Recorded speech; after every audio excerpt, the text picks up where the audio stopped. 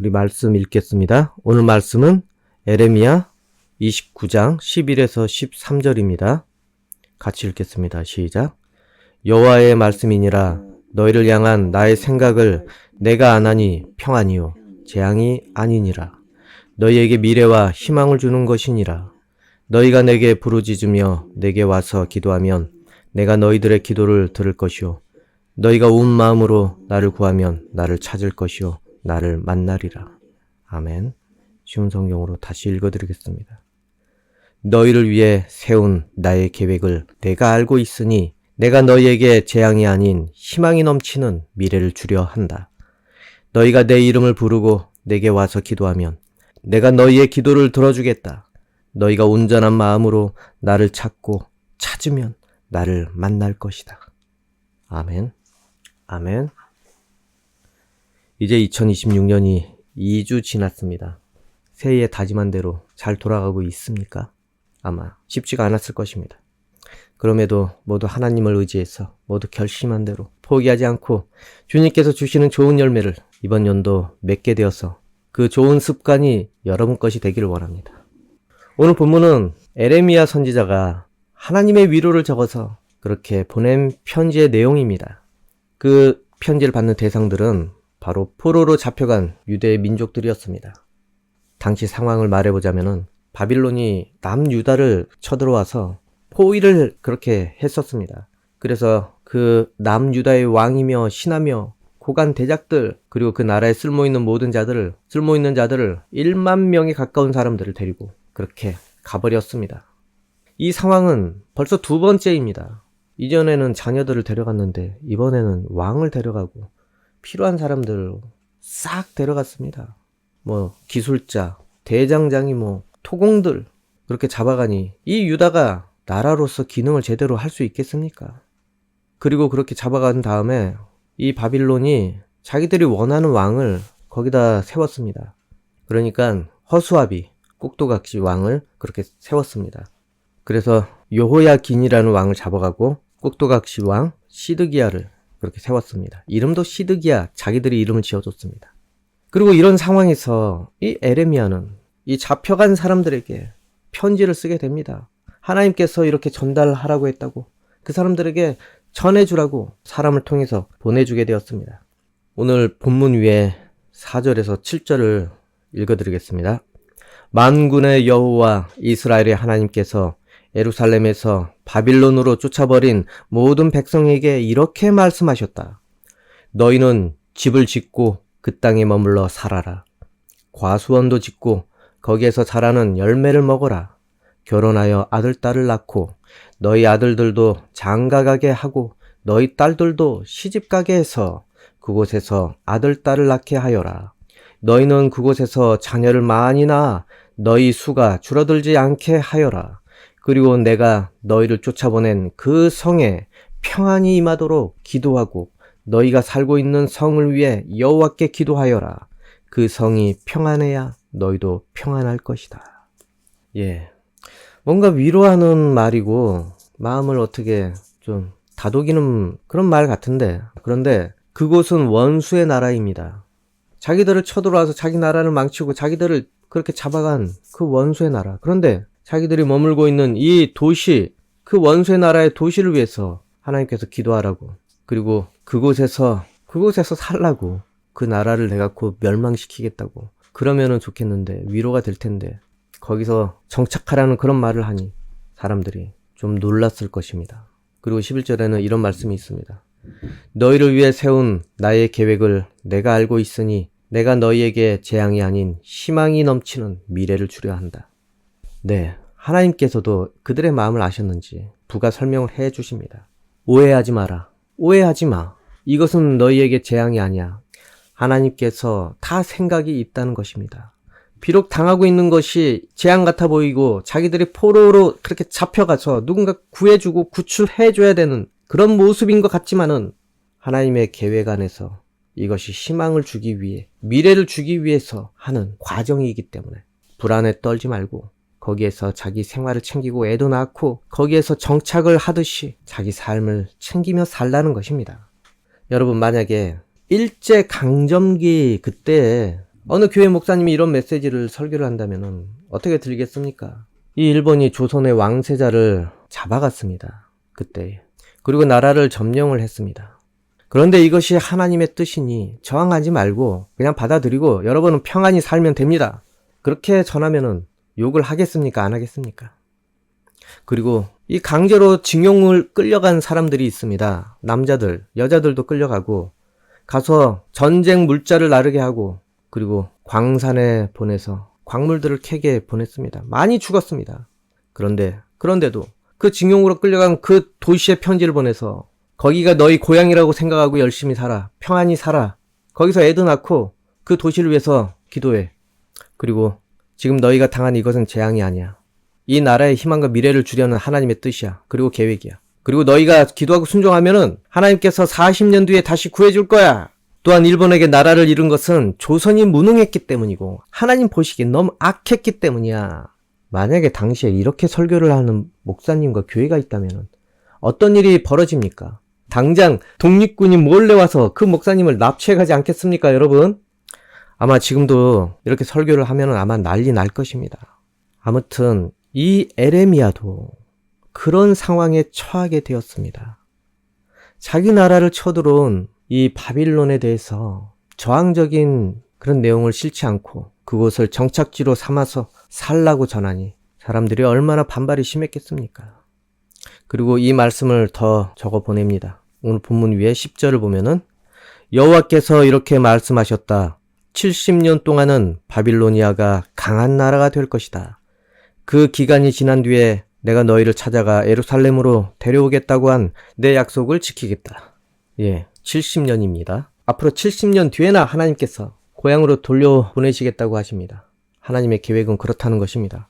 사람들 이거를 어찌 듣겠습니까? 금방 돌아갈 거라는 마음을 일단 내려놔야 하지 않겠습니까?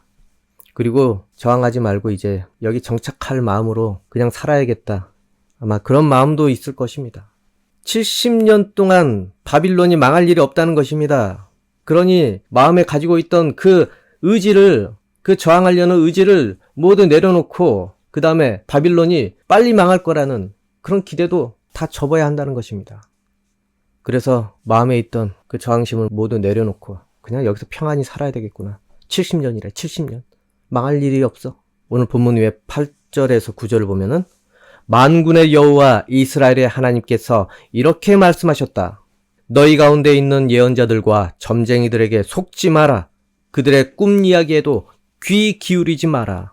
나는 그들을 보내지 않았는데 그들은 내 이름으로 너희에게 거짓 예언을 하고 있다. 나 여호와의 말이다. 그렇게 바라던 바빌론이 망한다는 그 하나님의 메시지는 없고 이 반민족 행위와 같은 이런 편지나 보내니 그리고 이것이 하나님께서 말씀하신 거라고. 그래서 그들은 에레미야 소리를 듣지 않고 너무나 답답해서 그래서 사람들은 이 미친 예언을 듣지 말고 우리 차라리 그냥 점쟁이나 다른 예언하는 사람을 찾아봅시다. 하나님께서 어떻게 저 바빌론 같은 악한 나라를 망하지 않게 계속 두시겠어. 그리고 이것이 하나님의 계획이라고. 하나님이 바빌론의 하나님이시냐?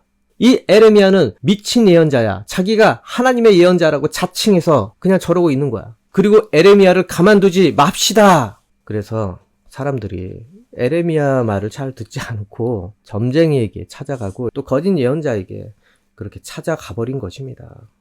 그리고 에레미야를 좀 혼내주자고 작당 모의를 하기 시작을 했습니다.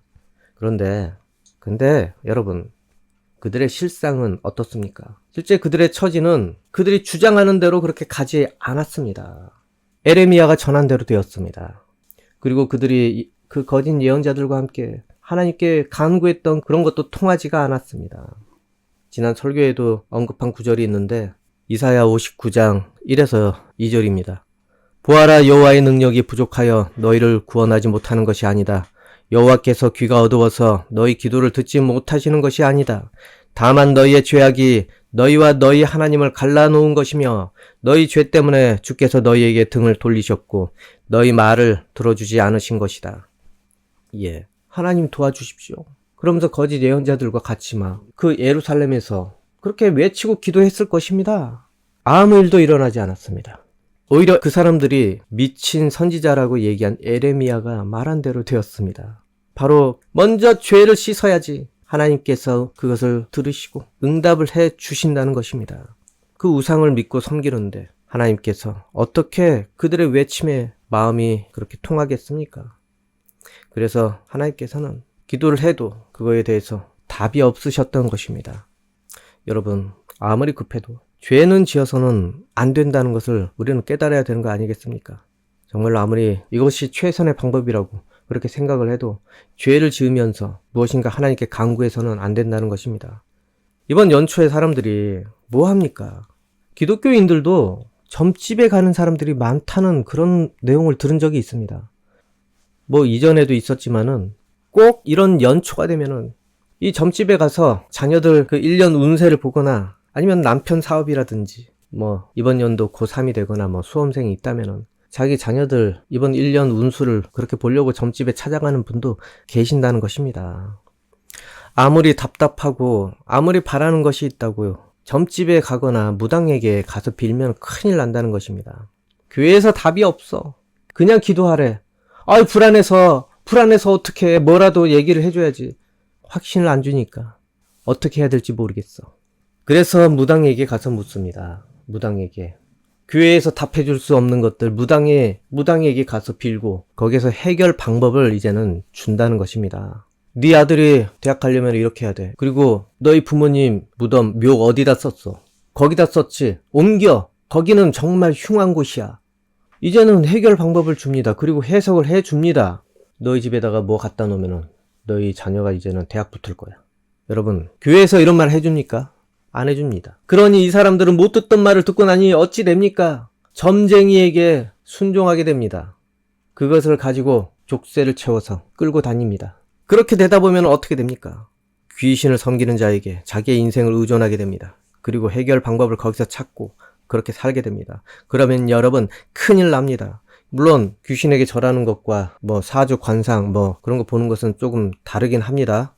이 사주나 이 관상 이런 것들은 데이터를 기반으로 그냥 사람들이 추론을 해서 추측을 해서 계산해서 하는 것이기 때문에 물론 틀리는 경우가 많지만 그래서 조선시대 MBTI 사주를 조선시대 MBTI라고 그렇게 하는 사람들이 있습니다.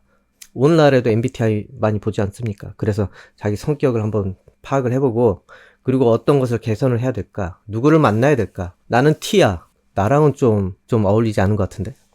이처럼 이 사주나 관상 물론 뭐 귀신에게 맡기지 않고 그냥 MBTI처럼 그렇게 확인을 해볼 수는 있겠지만은 그런데 점집에 가서 귀신 들린 그런 무당에게 그렇게 휘둘려가지고 이것저것 한다는 것은 너무나 큰 죄입니다. 그거는 마귀에게 귀신에게 자기의 인생이 사로잡히게 되는 것입니다. 그리고 하나님께서는 그거에 대해서 부정해진다고 했습니다. 여러분 영혼이 온전해지지 않게 됩니다.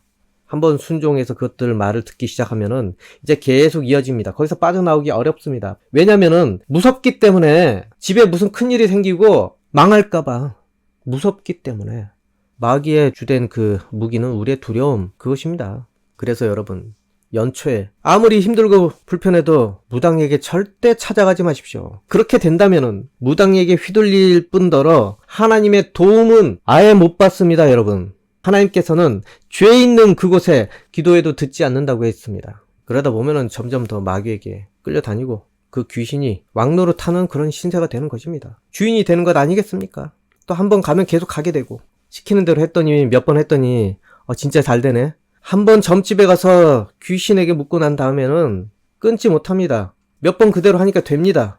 그래서 그 다음에도 또 의존하게 되고 결국에는 자기가 자기 인생 못 살고 두려움 속에서 살게 된다는 것 아니겠습니까? 여러분 너무 답답하고 돌파구를 찾지 못하니까 그렇게 답을 찾으려고 그럴 수도 아마 있을 것입니다. 하지만은 하나님께 미움받는 그런 선택은 해서는 안 된다는 것입니다. 그래서 이 남유다가 아예 망해버린 것입니다. 그 상황에 하나님께 묻지 않고 자기들이 원하는 답을 바로 해주지 않으니까 하나님께 묻지도 않고 회개하지도 않고 반성하지도 않고 그러니 돌이키지도 않고 그래서 반성하고 회개할 필요 없는 점쟁이에게 찾아가고 거짓 예언자에게 묻고 그 다음에 안심하고 그런데 하나님께서 속지 말라고 하신 것입니다. 아무리 환상을 꾸고 아무리 이상한 꿈을 꿔도 속지 말라고 한 것입니다. 직접 이렇게 하나님께서 그거에 대해서 해명까지 해 주십니다. 내가 보내지 않았다. 하나님을 사칭하면서 그렇게 환상이나 예언을 하는 그것 다 거짓이다. 그리고 그것에 동조했던 세력의 결말을 하나님께서 직접 보여주십니다. 어떻게 실제 상황으로. 예루살렘과 유다에 남은 그 사람들 어찌 되었겠습니까? 전쟁과 굶주림과 병으로 쑥대밭이 되었습니다. 보란듯이 그리고 오히려 포로로 잡혀간 이들이 그 재앙에서 벗어나서 구원받은 이들처럼 그렇게 된 것 아니겠습니까? 포로로 잡혀간 분들이 더 좋아. 그러니 이 포로로 잡혀간 사람들이 복받은 사람들입니다. 알고 보니까 오히려 예루살렘에 남은 사람들 끔찍한 일을 당합니다. 병부터 시작해서 바빌론이 마지막에 3차로 또 쳐들어왔는데 그냥 막 쑥대밭이 되어버렸습니다. 그 3차는 이 남유다의 멸망하는 그날이 되었습니다. BC 586년에 멸망하는 날이 되었습니다. 왕도 비참하게 최후를 맞이하고 그리고 그렇게 거짓 예언을 했던 사람들, 무당들 모두 다 그냥 끔찍한 최후를 맞게 되었습니다. 여러분, 이런 결말을 보고 난 다음에 에레미야가 그들에게 보낸 그 편지가 진짜였다는 것, 그것을 이 포로로 갔던 사람들이 이제서야 알게 된 것입니다. 우리는 그냥 정말로 복받은 사람들이야. 에레미야 말이 맞았어. 여기서 그냥 평안을 위해서 기도를 하고 결혼하고 자식 낳고 가수원 그거 경작하며 우리는 살면 됐어. 얼마나 감사해. 포로가 아니었습니다. 이건 구해줄 사람이었습니다. 세상에. 그런데 이 남유다가 어떻게 멸망을 했냐면은 또 문제가 그 민족주의. 아니 처음에는 이 시드기야 몇 년 동안은 바빌론 말 잘 듣습니다. 그런데 이집트와 손을 잡고 바빌론에게 반역을 저지르게 되었습니다. 거짓 선지자들, 무당들, 그 사람들이 아마 시드기야를 부추겼을 것입니다. 저 이집트가 도와줄 것입니다. 그런데 어떻게 됐습니까? 비참한 최후를 오히려 더 빨리 불러왔습니다. 이렇게 하나님께서 하실 그 일들을 받아들이던지 아니던 간에 누가 그것을 막고 누가 그것을 열 수 있겠습니까? 하나님께서 하시고자 하는 일은 내 생각과 상식을 뛰어넘습니다. 그래서 내 생각에는 정말 이건 아닌데, 이건 아니야. 그런데 하나님께서 하시고자 할 때는 아닌 것이 진짜가 되는 것입니다.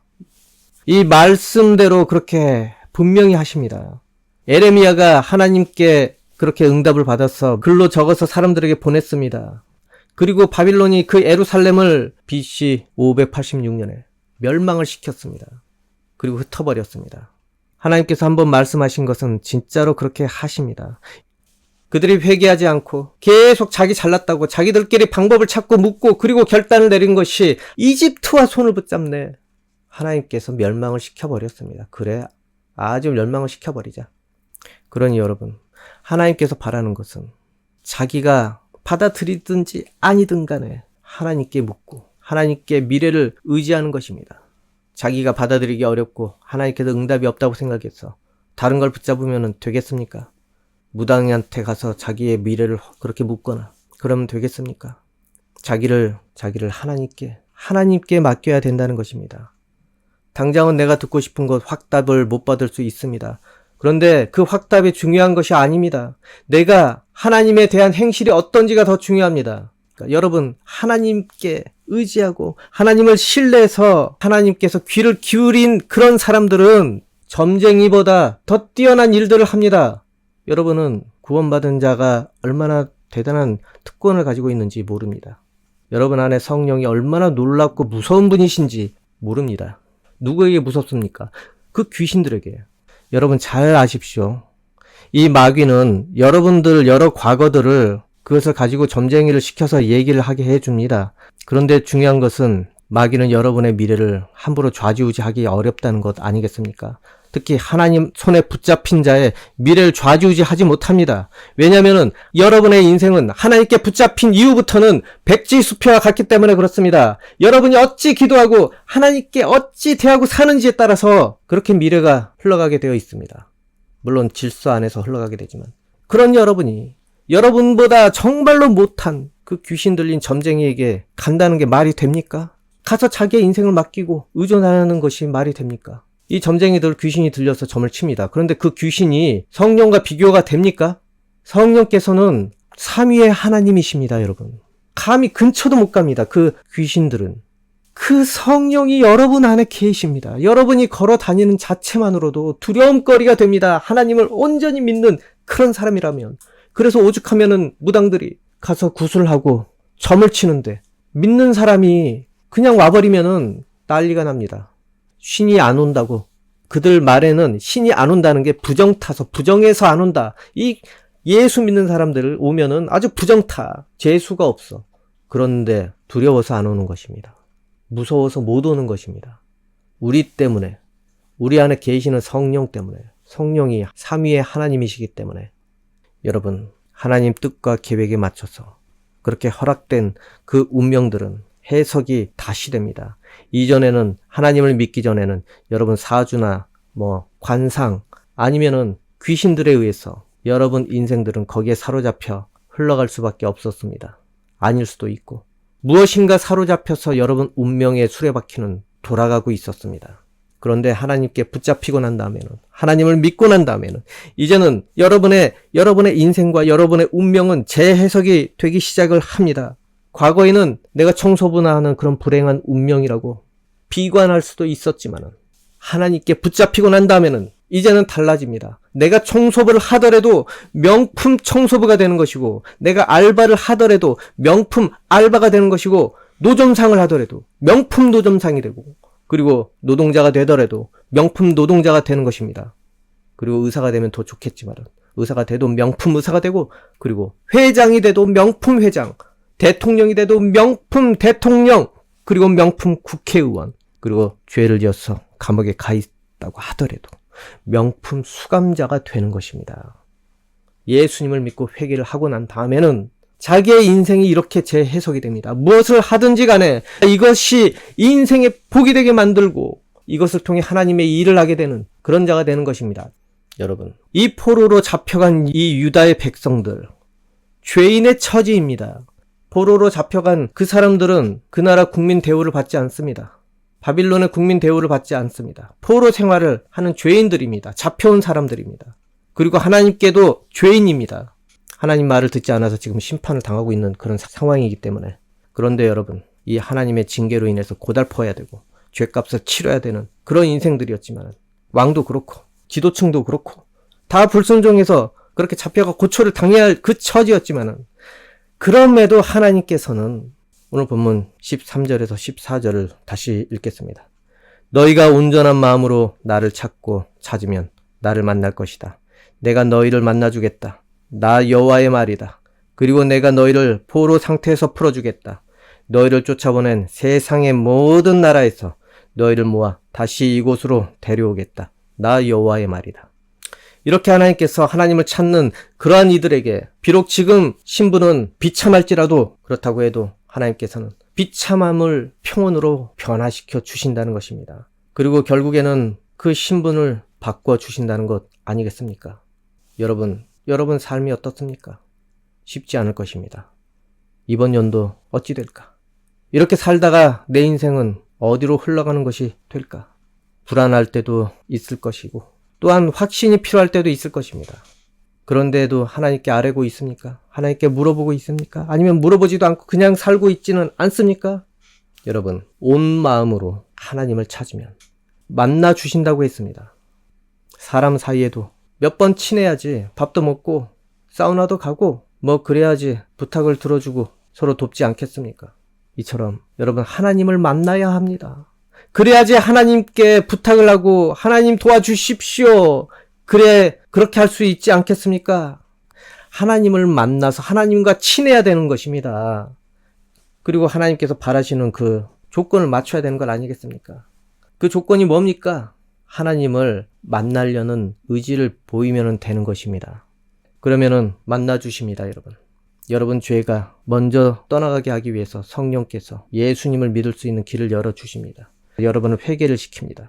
이 절차가 한 번에 이루어지는 경우도 있겠지만 차근차근 되는 경우가 많이 있습니다.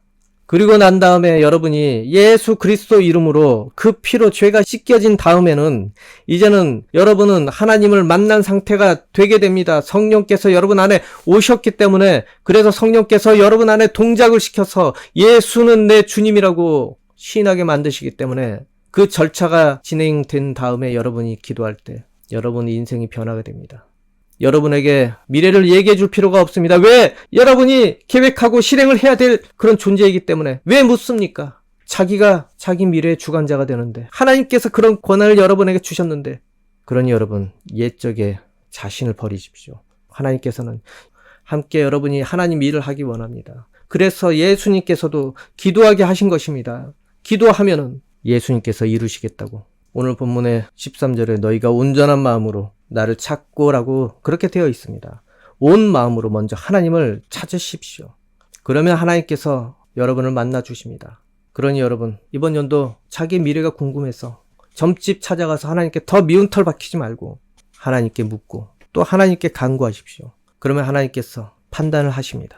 하나님께서 판단을 하시고 여러분 원하시는 대로 그렇게 대답을 해 주십니다. 그리고 혹시라도 무당집에 가서 가도 상관없다고 생각을 해서 그랬다면은 이 말씀을 한번 여러분 들어보시기 원합니다.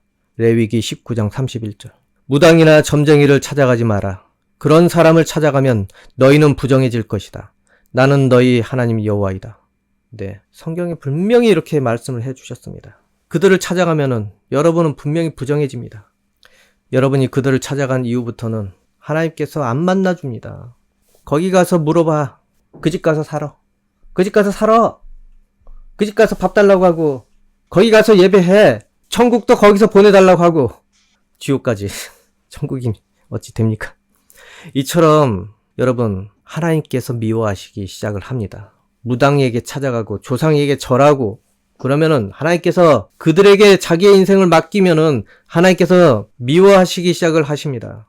그리고 그것에 의지하는 여러분을 볼 때 한심하게 보기 시작을 하실 것입니다. 하나님께서 여러분 각 개인에게 계획하신 뜻이 있고 또 바라는 것이 있고 맡기신 것들이 있는데, 무당에게 가서 그거를 물어본다. 그러면은 여러분은 하나님의 계획에 어긋난 그런 길로 가게 됩니다. 그러면 하나님께서 뜻하신 것이 여러분에게 실현이 되겠습니까?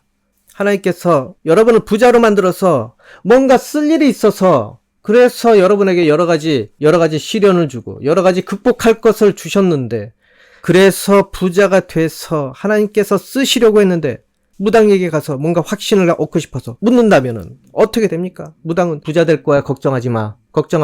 물론 좋은 소리지만은 어떻게 됩니까? 그 이후에는 하나님을 찾을 필요가 없게 됩니다. 부자가 된대잖아. 믿을 필요가 뭐가 있어? 그러면은 믿음을 상실하게 되지 않겠습니까? 그러다 어찌 됩니까? 될 줄 알았는데 망하는 인생이 되는 수밖에 없습니다. 또 좋은 위치를 만들어서 하나님께서 쓰시려고 했는데, 그래서 힘들게 공부를 시켰는데 그렇게 된다는 거 아니겠습니까? 회사 아니면은 구멍가게 하나를 하더라도, 그래서 하나님께서 기회를 주시려고 그렇게 했는데 힘드니까 또 무당에게 가면 또 그렇습니다. 하나님께서 계획하신 것에서 그 과정에서 상담을 해버리면은 여러분은 하나님 계획에서 벗어나게 됩니다. 그리고 하나님을 신뢰하지 않게 됩니다. 교회에서 답을 못 듣는 것들을 무당에게 가니까 다 얘기해줘. 그래서 간다는 거 아니겠습니까? 그런데 여러분, 하나님께서는 답을 해주시는 것이 중요한 것이 아니라 되게 만드는 것이 중요하다는 것을 결과를 통해서, 열매를 통해서 하나님께서 말씀을 해주십니다. 결과를 가지고 하나님께서는 답을 해주십니다. 그렇기 때문에 여러분, 여러 가지로 여러분의 미래를 그렇게 해석하려고, 여러분의 미래를 확인하려고 많은 노력이 있었겠지만은, 그래서 묻고 여기 묻고 하겠지만은 하나님께 오면은 재해석이 됩니다. 이 포로들도 그렇지 않습니까? 하나님께서 말씀하시는 대로 그대로 되었습니다. 하나님 계획대로. 결국에는 고레스라고, 페르시아의 왕 고레스, 역사적으로는 키루스라고 합니다.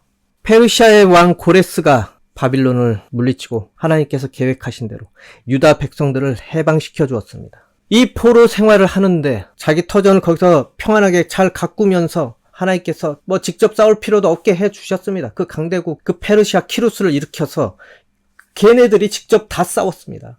그 강한 바빌론을 이기려면은 그 페르시아 정도는 되어야 하지 않습니까? 그 페르시아 키루스가, 고레스가 자신들 대신 싸워서 자기들을 풀어준 것입니다. 포로가 오히려 나은 것이었습니다, 여러분. 세상에 신의 한 수 아닙니까, 이거. 그래서 이 키루스가 풀어줬습니다. 그냥 풀어줍니까? 너희 성전 다 무너졌다면서. 우리가 재료 다 줄게. 재료 다 줄게. 하나님만이 하실 수 있는 것입니다. 여러분, 포로 자격이 복된 자격이었습니다. 끌려간 것이 하나님께서 진짜 희망과 미래를 주기 위해서 그렇게 끌려가게 하신 것입니다. 그리고 그 땅에서 안전하게 정착해서 먹고 살게, 자녀도 낳게, 인구수가 줄지 않게 결혼도 하고 70년 뒤에 이 열매를 볼 수 있습니다.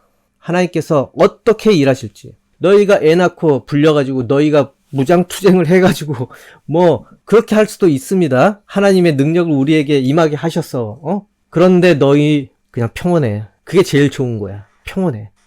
싸움은 내가 딴 나라 시킬게. 강한 나라.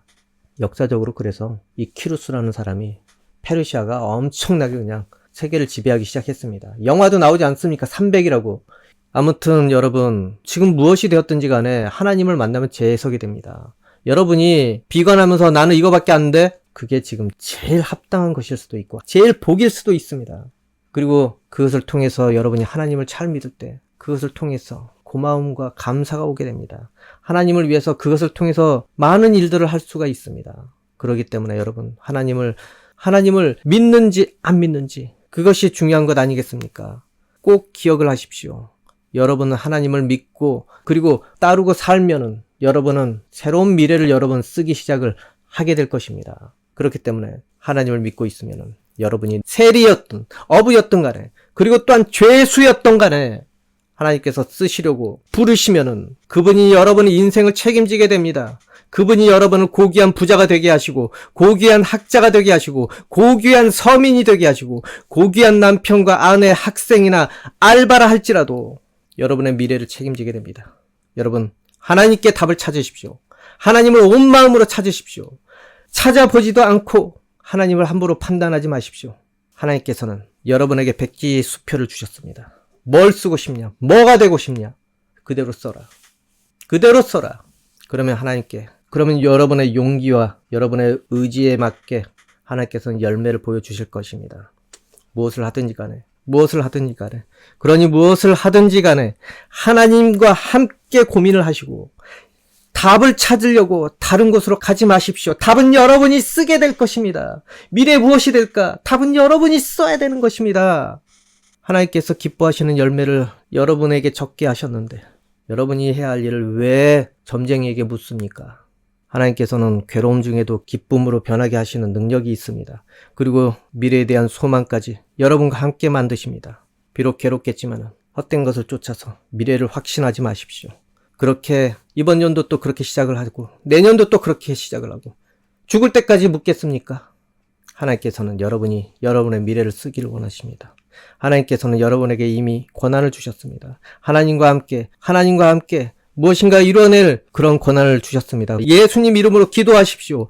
그러면은 이룰 것이라고 했습니다. 그러니 여러분, 이번 연도 인생의 출발을 하나님께 맡기십시오. 그리고 무슨 일을 하던 간에 어떤 출발이 이미 시작이 되었든지 간에 하나님을 찾으십시오. 새로 쓰여질 것입니다.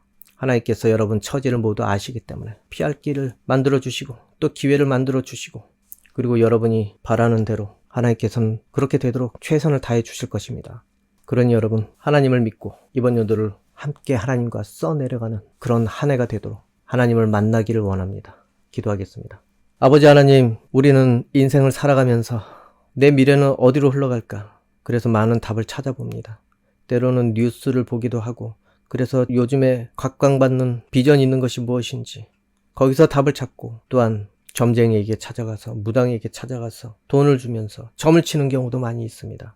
아버지, 그러나 우리의 존재를 우리가 올바로 깨닫지 못해서 하나님의 자녀가 그런데 가서 묻는다는 것이 얼마나 어리석은 것인지 몰라서 그렇게 가는 경우가 많이 있습니다.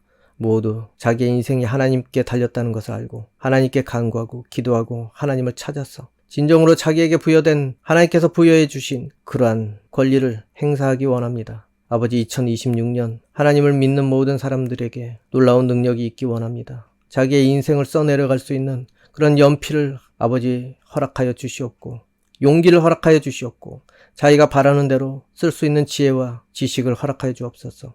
그리고 자기 처지를 비관하는 사람들에게 비전을 주시기 원합니다. 아버지 하나님, 우리가 하나님과 함께 내 인생을 이번 연도 다시 재해석하면서 그리고 바라는 대로 열심히 노력하여 열매를 하나님께 올려드릴 수 있는 그런 한 사람 한 사람 되기 원합니다. 약한 자에게 힘을 주시고 여전히 주저하는 자에게 결단을 내릴 수 있는 용기를 허락하여 주시옵소서. 그리고 어둠에 사로잡혀서 하나님께 묻지 않고 헛된 것에 기웃거리는 사람들에게 주님 갈 길을 가르쳐 주시기 원합니다. 하나님을 믿어서 안정감을 주시기 원합니다. 또한 이번 연도 아버지께서 하시는 모든 일들이 주님 잘 되기를 원합니다. 은혜 받는 사람들이 더 늘어나서 아버지께서 기뻐하는 한 해 되기 원합니다. 예수님 이름으로 기도합니다. 아멘.